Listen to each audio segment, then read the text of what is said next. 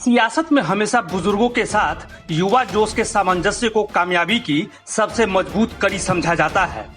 कई मौकों पर कारगर होते हुए भी देखा गया है। मौजूदा वक्त में सियासी संकट से जूझ रही कांग्रेस के लिए भी अनुभव और युवा सोच ने मिलकर जीत की नई कहानियां लिखी हैं। लेकिन अब हालात ऐसे हो गए हैं कि युवा चेहरे ही पार्टी के साथ साथ दिग्गज नेताओं की चूल्हे हिला रहे हैं। तो आइए जानते हैं उन 3 युवा चेहरों के बारे में जिन्होंने कांग्रेस की चूल्हे हिलाकर रख दी। Number 1, Sachin pilot.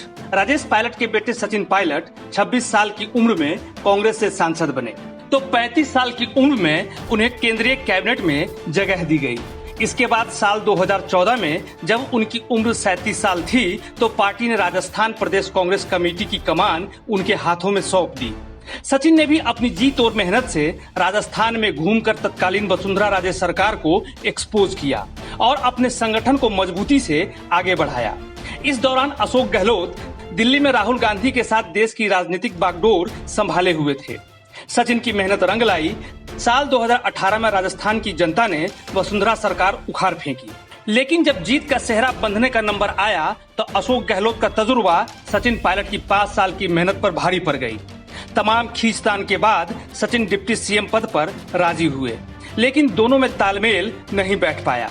अब बात यहाँ तक पहुँच गई है कि सचिन पायलट बगावत पर उतर आए हैं और गहलोत सरकार संकट में आ गई है। नंबर 2, ज्योतिरादित्य सिंधिया।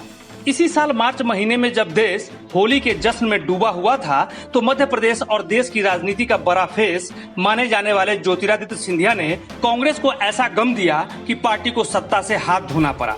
पिता माधवराव सिंधिया की मौत के बाद सिंधिया ने 2001 में कांग्रेस ज्वाइन की और चुनाव दर चुनाव गुना लोकसभा से जीतते रहे। साल 2007 में केंद्र की मनमोहन सरकार में सिंधिया को मंत्री बनाकर बड़ा तोहफा दिया गया। लेकिन 2018 में जब मध्य प्रदेश विधानसभा चुनाव में जीत मिलने के बाद पार्टी नेतृत्व ने कमलनाथ को मुख्यमंत्री बनाया तो सिंधिया के अरमान टूट गए। इसका नतीजा ये हुआ कि सिंधिया ने बीजेपी का साथ देकर कमलनाथ की सरकार 15 महीने के अंदर ही गिरा दी। और नंबर 3, हिमंता बिस्वा शर्मा।